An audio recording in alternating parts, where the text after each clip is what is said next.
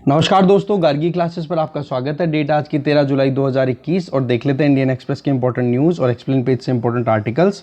देखो, front page पे ज़्यादा कुछ इंपॉर्टेंट आर्टिकल्स है नहीं, केवल एक है कि हाँ, रिटेल इन्फ्लेशन मई के कंपैरिजन में जून में थोड़ी कम हुई है, पर अभी भी आरबीआई को जो एक स्टैंडर्ड रेफरेंस दिया हुआ है 4+-2, उस रेंज में मैक्सिमम लिमिट 6% है, उससे अभी भी बाहर है। ये एक न्यूज़ है। बाकी अगर छोटी और न्यूज़ की बात करें, उनकी हम समरी लास्ट में लेंगे। इसके अलावा एक छोटी सी न्यूज़ है कि अब 3rd डिग्री जो टॉर्चर दिया जाता है ना, जब भी कोई इन्वेस्टिगेशन किया जाता है, कुछ भी क्रिमिनल लॉ से संबंधित कुछ भी प्रोसीडिंग्स होती है, तो उसको 3rd डिग्री टॉर्चर को बोला अब ख़त्म किया जाएगा। सेंट्रल गवर्नमेंट इस चीज़ के ऊपर प्लानिंग कर रही है, बातचीत हो रही है। और कल परसों की बात है, आमेर में, यहाँ पर जयपुर में और उत्तर प्रदेश में ऐसे मिला करके टोटल राजस्थान और यूपी में मिला करके 30 जनों के लगभग ये जो लाइटनिंग होती है ना, बिजली कड़कने के चलते हैं, उनकी डेथ हो गई। ठीक है, तो वो यहाँ पे जयपुर में 11 यंगस्टर्स थे। वो यहाँ पर ये एक प्लेस है आमेर के पास में, आमेर जयपुर के पास में लोकेटेड है वहाँ पर। तो ये लोग वॉच टावर में गए हुए थे। तो यहाँ पर आपको पता ही है कि जो बिजली कड़कती है, ठीक है, जो एक तरीके से लाइटनिंग जो होती है वो शॉर्टेस्ट पाथ फॉलो करती है। अब वो शॉर्टेस्ट पाथ जो होगा, तो इसमें ये हाईएस्ट जो लेवल है आसपास के, देखो ये पीक्स हैं, इन पीक के कंपैरिजन में कहीं ना कहीं हाईएस्ट लेवल पे है। तो इस वजह से यहाँ पर बिजली गिर गई। तो वो लोग घूमने गए थे, वैसे तो अच्छा खासा मौसम था, पर उनकी डेथ हो गई। तो बाकी तो ये चीज़ दुखद ही है। फिर एसडीआरएफ पहुँची, पता पड़ा वीडियो रिकॉर्ड भी कर रहे थे वो लोग कुछ, तो मोबाइल का इन्फ्लुएंस भी समथिंग बताया जा रहा है। ठीक है, ज़्यादा तो कुछ काम का नहीं है, बाकी हाँ ये है कि ऐसा कुछ हुआ है, राइट। इसके अलावा एक्सप्लेन पेज पे फर्स्ट ये जो आर्टिकल है, इसमें तो देखो क्वेश्चन आंसर के फॉर्म में जो अभी आईटी रूल्स अभी रिलीज़ किए गए हैं ministry of electronics and information technology के द्वारा, तो उन्हीं रूल्स को फिर से समझाया जा रहा है। ठीक है, तो 1-2 पॉइंट कुछ नए हैं, वो जान लेंगे। दूसरा, इधर कोंगू नाडू, अभी यूनियन गवर्नमेंट ने जो रिशफलिंग की है कैबिनेट की, तो उसमें एक लीडर आए हैं जिनका नाम है एल मुरुगन। तो उनको ये बताया गया कि ये कहाँ से बिलोंग करते हैं, बोले कोंगू नाडू से। तो ये कंट्रोवर्सी सी चल पड़ी है, जबकि इसके बारे में कोई ज़्यादा कोई फॉर्मल इतनी डिमांड हो नहीं रही है। ये कोंगू नाडू कहाँ है, क्या है, ये सारा जानेंगे। इसके अलावा वर्ल्ड पेज की समरी लेंगे। इकोनॉमी पेज पे एक आर्टिकल है, वो डिस्कस कर लेंगे थोड़ा सा। सुप्रीम कोर्ट की डेडलाइन पास में आ रही है, जिसमें सरकार को ये कहा गया था कि माइग्रेंट वर्कर्स, माइग्रेंट लेबर्स की रजिस्ट्रेशन कंप्लीट की जाए, पर अभी तक भी सही नहीं हो पा रहा है। तो एक तो ये न्यूज़ है, बाकी और कोई भी इतनी इंपॉर्टेंट न्यूज़ नहीं, बाकियों की तो थोड़ी थोड़ी समरी लेंगे। स्पोर्ट्स पर भी कुछ इंपॉर्टेंट नहीं है, तो आज न्यूज़ बहुत कम है, देख लेते हैं एक। देखो, रिटेल इन्फ्लेशन थोड़ी सी ईजी हुई है और आरबीआई के मार्क्स से अभी भी थोड़ा सा हाई है। सेकेंड मंथ कंटिन्यू, मई मंथ में आपको पता है 6.23 समथिंग हाई लेवल पे चल रहा था। ठीक है, 6 पॉइंट से भी ज़्यादा। तो अभी जून में ये इंडेक्स, कंज्यूमर प्राइस इंडेक्स का जो लेवल है वो 6.26% आ गया। दैट मीन्स कि मई मंथ में जो था, मई मंथ में एग्जैक्टली फिगर मुझे याद नहीं आ रहा, 6.32 ऐसा कुछ था, तो वो थोड़ा सा, हाँ, 6.3 के लगभग था, राइट। तो वो रिड्यूस होकर के 6.26 तक आ गया। तो एक तो रिलीफ है। और ये जो इन्फ्लेशन से संबंधित ये कंज्यूमर प्राइस इंडेक्स है, ये रिलीज़ कौन करता है? National statistical office. इसके अलावा आप देखो कि फूड इन्फ्लेशन वो थोड़ी सी राइज हुई है। ठीक है, जून मंथ में, मई मंथ में तो थी 5.01, जबकि अब की जून मंथ में रही 5.15। तो खाना महंगा हुआ है। इसके अलावा कोर इन्फ्लेशन की बात करो, कोर इन्फ्लेशन का मतलब क्या, फूड आइटम और फ्यूल आइटम्स को एक्सक्लूड कर दोगे, वो भी अभी जो मई मंथ में था वो 6.24 हुआ करता था, वो रिड्यूस होकर के 6.2%, मतलब कोर इन्फ्लेशन रिड्यूस हुआ है। ठीक है, पर फिर भी ये 6% से ज़्यादा का हम डेटा देख रहे हैं। तो आरबीआई को जो गवर्नमेंट ऑफ इंडिया के द्वारा जो टारगेट दिया हुआ है, दैट इज़ 4+-2, उसको ब्रीच कर रहा है कंटिन्यू। इसके अलावा आईआईपी की बात करें तो पिछले साल के कंपैरिजन में, ठीक है, 29.3% का ग्रोथ देखी गई है इंडस्ट्रियल आउटपुट की अगर बात करें। तो इसके पीछे वजह क्या है? लो बेस इफेक्ट, क्योंकि 2020 के टाइम पे, 20 के साल में इसी टाइम पे लॉकडाउन लगे हुए थे, तो उस टाइम पर इकोनॉमी बहुत ही बुरी परफॉर्म कर रही थी, क्योंकि बिल्कुल रुका हुआ था। तो उसके कंपैरिजन में अभी का थोड़ा बहुत भी किया हुआ, बहुत ज़्यादा महसूस होता है। तो वो वाली बात है, लो बेस इफेक्ट के चलते हैं आईआईपी में इंडस्ट्रियल आउटपुट जो है वो ज़्यादा होता हुआ दिखाई दे रहा है। आगे चलते हैं। नेक्स्ट न्यूज़ है पेज नंबर 3 से कि 3rd डिग्री के दिन अब ख़त्म हो चुके हैं। सेंट्रल गवर्नमेंट अब प्लान कर रही है कुछ रेडिकल चेंजेस लेकर के आने की, वो भी किस में, क्रिमिनल लॉज में। हमारे यहाँ पर जब भी कोई क्रिमिनल इशू को अगर इन्वेस्टिगेट करना होता है या उसमें प्रोसीडिंग्स जो भी चलती है, तो उसमें एक तो इंडियन पीनल कोड आईपीसी, एक सीआरपीसी क्रिमिनल प्रोसीजर कोड, और एक तीसरा होता है that is evidence, Indian evidence act. बोले इन तीनों चीज़ों को हम तीनों में चेंज लेकर के आएंगे, क्योंकि 3rd डिग्री टॉर्चर के बेसिस पे आप किसी से कुछ उगलवाओ, उसकी बजाय अगर साइंटिफिक इन्वेस्टिगेशन हो, साइंटिफिक एविडेंसेस पे रिलाई करो, जो कि वेस्टर्न कंट्रीज़ में या फिर अभी सिचुएशन देखें ना दूसरे कंट्रीज़ में जो क्रिमिनल जस्टिस सिस्टम है उसमें इन्हीं साइंटिफिक एविडेंसेस पे ये काम किया जाता है। तो बोला इंडिया में क्यों नहीं किया जा सकता। उसी चीज़ को ध्यान में रख करके हमारे होम मिनिस्टर अमित शाह जी ने अपनी एक स्टेटमेंट दी है, जब वो एक इनॉग्रल फंक्शन में centre for excellence for research and analysis, किसके लिए, narcotics, drugs and psychotropic substance, और कहाँ पर हुआ था ये मतलब इनॉग्रल फंक्शन, ये national forensic science university Gandhinagar में। तो वहाँ पर ये स्टेटमेंट इन्होंने दिया कि हम सीआरपीसी, आईपीसी और एविडेंस एक्ट में चेंजेस लेकर के आएंगे। इससे क्या होगा कि 3rd डिग्री टॉर्चर वाला जो सेगमेंट है उसको हटा करके फॉरेंसिक रिपोर्ट्स के ऊपर हम डिटेल आउट करेंगे, साइंटिफिक इन्वेस्टिगेशन होगी, तब जा कर के सही काम हो पाएगा। तो ऐसे क्या होता है, नहीं तो एक तरीके ह्यूमन राइट्स का वायलेशन होता है, जो कि गलत बात हो जाती है डेमोक्रेटिक कंट्री के पॉइंट ऑफ व्यू से अगर देखें तो। और वो भी आजकल देखो कि कितना ज़्यादा टेक्नोलॉजिकल एडवांसमेंट है, तो आप साइंटिफिक एविडेंसेस पे काम करो तो ज़्यादा ठीक रहता है। और इसके अंदर देखो क्रिमिनल जस्टिस सिस्टम में रिफॉर्म्स की जब भी बात आती है तो ये सजेशन में दी जाती है बात। ओके, आगे चलते हैं। अब आ गए हम एक्सप्लेन पेज पे। तो यहाँ पर कोंगू नाडु करके एक रीजन की बात की जा रही है। इसको देखो फॉर्मली तो डेफिनेशन कुछ मिली हुई नहीं है, बट बाइफर्केशन का एक मुद्दा एक और साउथ इंडिया में शुरू हो गया है। तो ऐसे में कोंगू नाडु है क्या, तो इनफॉर्मली इसको बताया जाता है कि ये एक तमिलनाडु का जो वेस्टर्न पार्ट है जिसमें ये मेन डिस्ट्रिक्ट्स आते हैं, जिसमें आप देख सकते हो यहाँ पर इरोड आ गया, या फिर इरोद आ गया, नीलगिरी आ गया, कोयम्बटूर, त्रिपुर, ठीक है, करूर, नमाकल, सलेम, ये डिस्ट्रिक्ट्स आए, डिंडीगुल जो डिस्ट्रिक्ट है वो आ गया। ये सारे मिला करके इनको कोंगू नाडु बोला जाता है। मुद्दा क्या था वो मैंने आपको बता ही दिया कि बीजेपी ने अभी यूनियन मिनिस्टर के तौर पे एल मुरुगन को अपॉइंट किया है, ठीक है। तो ऐसे में उनका जो अपॉइंटमेंट है वो बताया फ्रॉम कोंगू नाडु तमिलनाडु, ऐसे बोल दिया। तो कोंगू नाडु नाम डालने के बाद में ये एक पॉलिटिकल कंट्रोवर्सी चल गई है, क्योंकि अभी यहाँ पर तमिलनाडु में जो गवर्नमेंट चल रही है, स्टेट गवर्नमेंट, वो है डीएमके और कांग्रेस की अलायंस गवर्नमेंट है। तो सरकार का ये, वहाँ की लोकल सरकार का ये कहना है कि भाई ये तो बीजेपी की तरफ से ये पॉलिटिकल स्टांस का मतलब कदम उठाए जा रहे हैं जिससे कि स्टेट को डिवाइड करें और हमें वीक करे। बोले इसका कोई रिजल्ट उनको मिलने वाला है नहीं। तो बस केवल इतना सा ही आपको पता हो, बाकी तो देखो पॉलिटिक्स ज़्यादा डिस्कस की हुई है, यही है मेन चीज़। ओके, आगे चलते हैं। नेक्स्ट आर्टिकल है, a need for system in place but have individual liability for employees. अब देखो मुद्दा क्या है, ये है कि व्हाट्सएप और ट्विटर के साथ में जो टसल चल रही है ना, जिसमें एक तरफ गवर्नमेंट ऑफ इंडिया है, दूसरी तरफ व्हाट्सएप और ट्विटर, ये एक तो माइक्रो ब्लॉगिंग वेबसाइट और एक ये आप देखते हो इंस्टेंट मैसेजिंग ऐप है। इनके बीच में मुद्दा चल रहा है अभी जो नए आईटी रूल्स आए हैं। तो एक्सपर्ट्स के ओपिनियन को लेकर के हम देखें तो इस मुद्दे को हमने बहुत डिटेल में पहले भी देखा है कि इन रूल्स को जो भी फॉलो करेगा उनको इंडिया में एक प्रोटेक्शन मिलेगी, जिससे एक तो हम बोलते हैं कि इनकम जो इंफॉर्मेशन टेक्नोलॉजी एक्ट ऑफ 2000 है, जिसमें सेफ हार्बर का प्रोविज़न है सेक्शन 79 के अंडर, जिसमें सीधा प्रोविज़न क्या दिया हुआ है कि अगर कोई भी थर्ड पार्टी इन सोशल मीडिया इंटरमीडियरीज पे आके कुछ भी डेटा अगर शेयर करता है, कोई भी कमेंट, कोई भी पोस्ट डालता है, तो उसके लिए ये सोशल मीडिया इंटरमीडियरीज की जिम्मेदारी नहीं होगी, वो इंडिविजुअल जिसने शेयर किया उसी के अगेंस्ट एक्शन लिया जाएगा।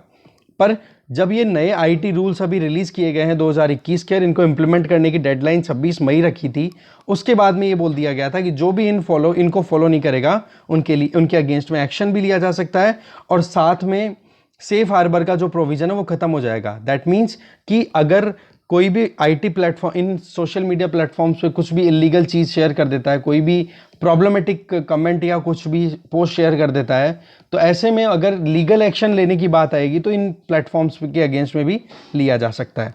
और ऐसा कुछ कोई इंडिया में ही नहीं हो रहा, ये देखो आप यूरोप में, जर्मनी ने तो पहले से इस तरीके का कानून बना रखा है, और इंडिया तो देखो अब शुरू कर रहा है। और हम इनको बोल रहे हैं सिग्निफिकेंट सोशल मीडिया इंटरमीडियरीज, क्योंकि जिनके पास में 50 लाख से ज़्यादा यूजर्स हैं उनको सिग्निफिकेंट सोशल मीडिया इंटरमीडियरीज बोल दिया जाता है। सेक्शन 79 का हम प्रोविज़न देख ही चुके हैं।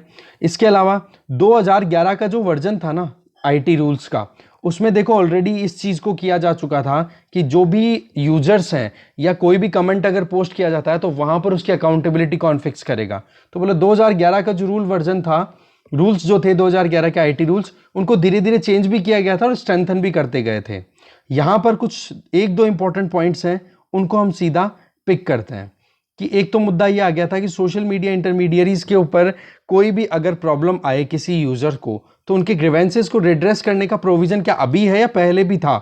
तो इसका पॉइंट है कि पहले भी था, बट पहले क्या होता था, एक क्लियर कट एक होती है ना लीगल बैकिंग होना, कि कोई कानून बना हुआ रहता है तो उसके बेसिस पे अगर किसी को पनिशमेंट देनी हो, किसी के अगेंस्ट में कोई लीगल एक्शन लेना हो, तो उसमें प्रॉब्लम नहीं आती। अभी आपको पता है कि डेटा प्रोटेक्शन लॉ अभी भी पार्लियामेंट में अटका हुआ है, केवल वहाँ पर डिस्कशंस हो रहे हैं। तो ऐसे में जब तक वो लॉ नहीं आता तब तक एक तो डेटा प्रिवेसी का मुद्दा आ जाता है। ठीक है, आर्टिकल 21 में पुट्टास्वामी केस 2017, ठीक है, तो उसमें हमारे यहाँ पर सीधी सीधी बात है कि डेटा प्रोटेक्शन होनी जरूरी है। साथ में डेटा प्रोटेक्शन से संबंधित एक कमेटी का भी नाम आ रहा है, वो भी मैं आपको बताता हूं। उस कमेटी का नाम है जस्टिस श्री कृष्णा कमेटी। उन्होंने ये बोला था कि डेटा फिड्यूशियरी का मतलब हो गया, फिड्यूशियरी का मतलब कि डेटा ट्रस्टी, कि आप अगर कहीं पर भी अपनी डिटेल्स एनरोल करते हो, मान लो फेसबुक है या फिर अमेजोन ही ले लो आप, क्यों ना, फेसबुक अमेजोन दोनों का काम अलग अलग है, पर आप दोनों के अंदर एक चीज़ कॉमन देखते हो कि जब भी आपको आप एक्सेस करना चाहते हो इन प्लेटफॉर्म्स को, तो आप अपनी डिटेल्स इनमें एंटर करते हो, तो उन डिटेल्स के ये ट्रस्टी हो गए, तो इसको बोल दिया डेटा फिड्यूशियरी।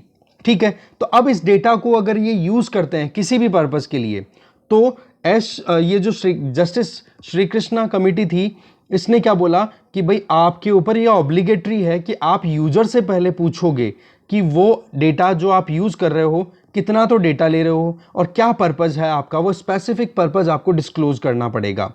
ठीक है, इससे क्या हो जाता है कि अगर कहीं पे यूजर ये बोले कि नहीं मैं तो बिल्कुल नहीं चाहता कि मेरा डेटा इसमें शेयर करो आप या यूज करो, तो ये चीज तो हमारे पास में ऑलरेडी रिकमेंडेशन आई हुई है। कमिटीज की बात भी करें तो इस पर्टिकुलर कमेटी की बात करें तो जस्टिस श्री कृष्णा कमेटी, इसका नाम आप जरूर ध्यान रखोगे, डेटा प्रोटेक्शन से रिलेटेड है ये।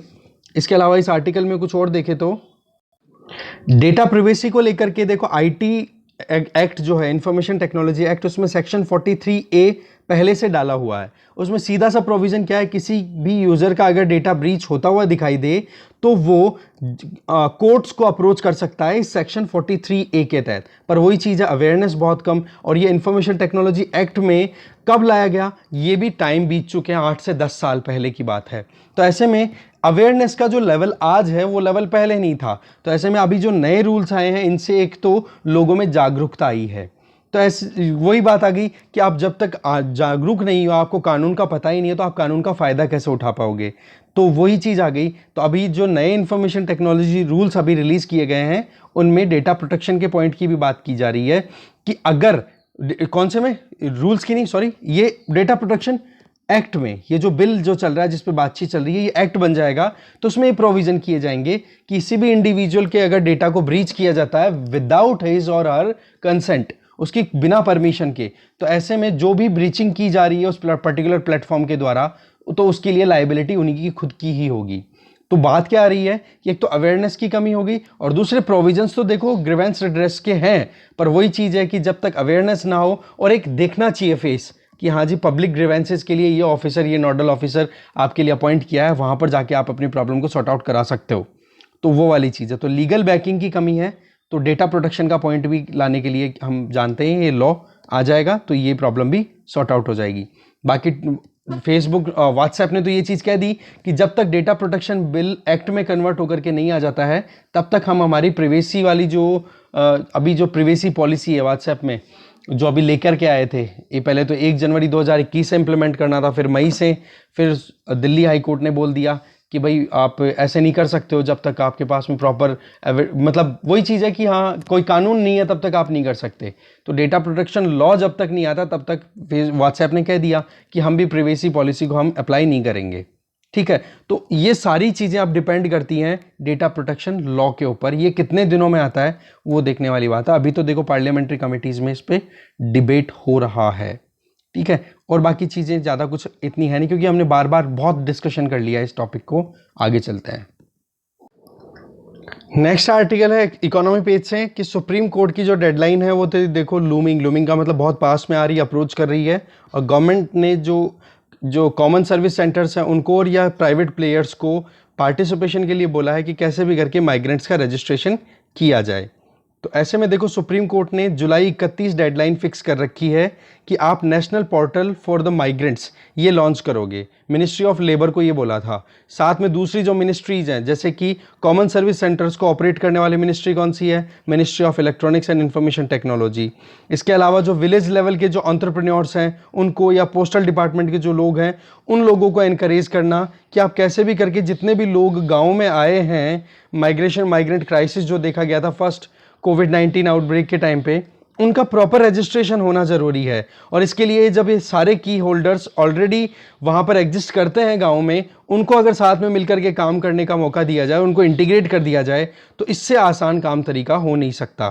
तो ऐसे में ये लेबर मिनिस्ट्री की ये जिम्मेदारी बनती है कि इन सब सारे जो प्लेयर्स हैं उनको पार्टिसिपेशन में इंश्योर करें। देखो नरेगा स्कीम में जैसे ही माइग्रेंट्स अपने गाँव में आए तो नरेगा स्कीम में उन्होंने जॉब ली।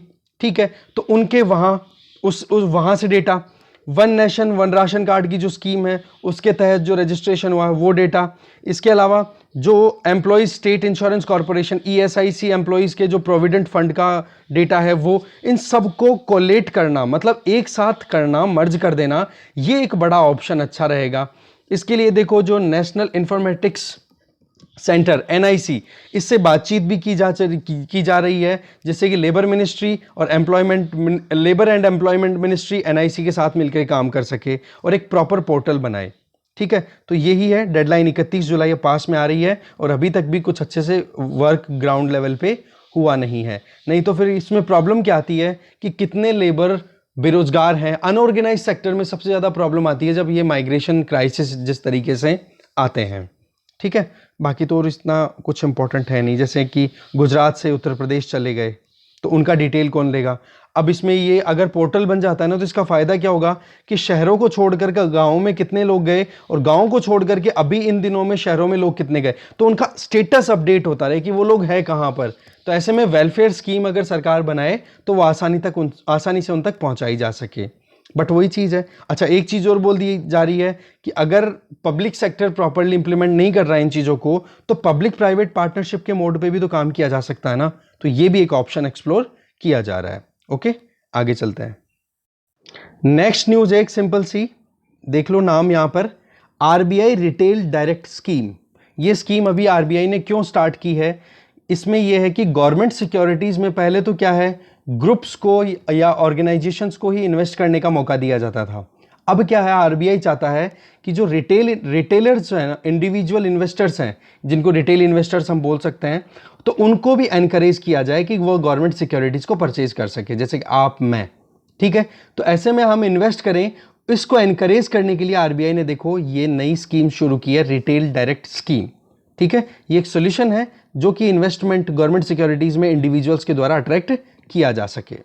ठीक है, RBI ने पहले भी कोशिश की थी पर RBI को इतना आउटकम मिला नहीं था। जैसे कि NSE के द्वारा गो बिड करके एक एप्लीकेशन शुरू की थी पर अट्रैक्शन इतना ज़्यादा नहीं हुआ। तो अब RBI खुद अब फ्रंट में आ रहा है और इस तरीके की स्कीम लॉन्च कर रहा है कि गवर्नमेंट सिक्योरिटीज़ में इंडिविजुअल्स भी पार्टिसिपेट कर सकें।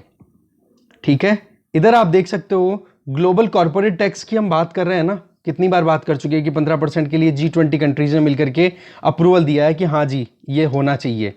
पर यूरोपियन यूनियन ने इसको पॉज कर दिया। वजह, वहाँ पर यूरोपियन यूनियन का एक कंट्री है दैट इज़ आयरलैंड, और आयरलैंड का मैं नाम लेता रहता हूँ। वहाँ पर ये एक टैक्स हेवन है, वहाँ पर कॉरपोरेट कंपनीज को बहुत कम टैक्स देना पड़ता है और उन टैक्सेस के बेसिस पे आयरलैंड जैसे कंट्रीज की इकोनॉमी चलती है। तो आयरलैंड एक हर्डल बन करके आ रहा है, इसी बात को फिर यूरोपियन यूनियन जो है वो पुश कर रही है कि ये जो ग्लोबल कॉर्पोरेट टैक्स लगाने की आप बात कर रहे हो ये गलत है, इसको नहीं लगाएंगे। तो ऐसे में यूएसए की जो यूएस ट्रेजरी सेक्रेटरी जिनका नाम है जेनेट येलन, इन्होंने ये कहा है यूरोपियन यूनियन से कि आप सपोर्ट करो ग्लोबल टैक्स डील को। पर वही चीज़ है, आयरलैंड वाले जैसे कंट्रीज हैं ये टैक्स हेवन्स हैं, यहाँ पर बहुत कम टैक्स लगता है और इनकी इकोनॉमी उस टैक्स से चल भी जाती है। छोटे छोटे कंट्रीज एकदम टाइनी, पॉपुलेशन ही बहुत कम है वहाँ की, गोवा जितना एरिया मानो, या एरिया तो चलो ठीक है गोवा से थोड़ा ज़्यादा होगा पर पॉपुलेशन गोवा के नियर बाई होगी या गोवा से भी कम है वहाँ की पॉपुलेशन। तो ऐसे में फिर वो उन कंट्रीज़ के लिए फिर बाद में सोचना और बड़े बड़े कंट्रीज़ को परेशानी हो रही है। तो अब देखते हैं आगे क्या निकलता है। फिलहाल तो यूरोपियन यूनियन ने ब्रेक लगा दिया इस पूरे मुद्दे पे। आगे देखते हैं। और वर्ल्ड पेज पे न्यूज़ देखी जाए तो देखो, एक तो क्यूबा में प्रोटेस्ट हो रहा है लगातार और जो बाइडेन भी इस प्रोटेस्ट को सपोर्ट कर रहे हैं। और क्यूबा मिसाइल क्राइसिस आपने अच्छे से पढ़ लिया होगा, वर्ल्ड पॉलिटिक्स वाली 12th की जो एनसीईआरटी की बुक है, ठीक है, वही क्यूबा, वहाँ की कैपिटल है हवाना, फिदेल कास्ट्रो, याद आ गया होगा आपको। तो देखो क्यूबा की इकोनॉमी बहुत ज़्यादा क्राइसिस का सामना कर रही है, तो ऐसे में ये प्रोटेस्ट चल रहे हैं। अफगानिस्तान से देखो यूएसए का विड्रॉ करना और साथ में अफगानिस्तान में जो यूएसए की मिलिट्री में जो की पोस्ट पे रहने वाले लोग हैं उनको डिमोटिवेट किया जा रहा है, डिमोशन किया जा रहा है, सॉरी, ठीक है। तालिबान फाइटर्स अब देखो गजनी तक पहुंच गए हैं, तालिबान पकड़ बनाया जा रहा है। ये तो मुद्दा हम सुबह अच्छे से डिटेल में देख चुके हैं एडिटोरियल वाले पेज पे, आइडिया पेज से, ठीक है। तालिबान अपनी तरफ से लगातार कोशिशें कर रहा है। WHO ये बोल रहा है कि जैसे कल न्यूज़ थी कि इजराइल में तो 3rd शॉट लगने लग गए हैं फाइजर वैक्सीन के, ठीक है। तो WHO बोल रहा है कि जो ये पैसे वाले कंट्रीज है ना, इनको बूस्टर लेने की बजाय कोविड वैक्सीन्स को जो गरीब देश हैं उन लोगों को सहायता के तौर पे पहुंचाना चाहिए। बाकी तो टाइम बताएगा होता है क्या, फिलहाल बोल दिया गया है, बाकी और कुछ भी काम का नहीं है। और फ्रंट पेज पे देख लेते हैं कुछ बचाओ तो। फ्रंट पेज पे देखा जाए तो सबसे पहली तो ये एक छोटी सी न्यूज़ है कि 60% डिस्ट्रिक्ट्स में से पॉजिटिविटी रेट बहुत ज़्यादा आ रही है, केसेस बहुत ज़्यादा आ रहे हैं नॉर्थ ईस्ट में, एक तो ये बताया जा रहा है। ये इंग्लैंड और इटली के बीच में यूरो कप फाइनल खेला गया, इटली जीत गया, उसी से संबंधित है। इधर आप देख सकते हो जो KPS ओली है वो तो देखो प्रधानमंत्री पद से हट चुके हैं, अब वहाँ के प्रधानमंत्री बन गए शेर बहादुर दौबा, यहाँ पर ये देखिए ये रहा, ठीक है, ये प्रधानमंत्री बन गए हैं कि नेपाल के, वहाँ पर भी पॉलिटिकल इंस्टेबिलिटी बहुत ज़्यादा चल रही है। फिर इसके अलावा देखोगे इधर असम में नए लॉज अभी रिलीज़ किए गए हैं, न्यू कैटल बिल, जिसमें ये बोला है कि हिंदू सिख जैन एरियाज़ में तो देखो कोई भी बीफ की दुकान नहीं खोलेगा, और जबकि कोई भी मंदिर है तो मंदिर के 5 किलोमीटर रेडियस में कोई भी बीफ की दुकान नहीं खोलेगा। तो ऐसे करके ये बिल का जो प्रोविज़न है इसको अपोजिशन पार्टीज़ बिल्कुल गलत बता रही हैं। वो ये एक तो टेम्पल वाले मुद्दे को लेकर के कि टेम्पल तो कोई भी अगर सिरफिरा हो, है ना, तो वो एक कोई भी मूर्ति रख करके और वहाँ पर उसको मंदिर बना करके काम करना शुरू कर दे, तो ऐसे में तो फिर बाद में आप इस इंडस्ट्री को बिल्कुल रोक दोगे। क्योंकि नॉर्थ ईस्ट में आप जा कर के देखो वहाँ का कल्चरल जो बिहेवियर है, जो भी कल्चर है वहाँ की बिल्कुल सेपरेट है, ठीक है। तो ऐसे में वहाँ पर ये इस तरीके के हिंदुत्व वाले इश्यूज़ को लेकर के ये सवाल उठाए जा रहे हैं। बाकी तो अभी बिल ही है, फाइनल होगा तब की तब देखेंगे। बाकी एक चीज़ हमें पता होनी चाहिए, और कैटल प्रिजर्वेशन के लिए 1950 का लॉ वहाँ पर ऑलरेडी है, उसको अगर ये अभी जो असम कैटल प्रिजर्वेशन बिल 2021 पारित हो जाता है तो उसको रिप्लेस कर देगा, जिससे कि cow slaughter, beef consumption, illegal transportation of kettles, इसको रोका जाए, उसका प्रोविजंस कुछ किए जा रहे हैं। तो ये है सारा मुद्दा, जो इंपॉर्टेंट चीज़ थी वो सारी देख ली हमने, ज़्यादा कुछ थी नहीं आज वैसे, ठीक है। चलिए, थैंक यू।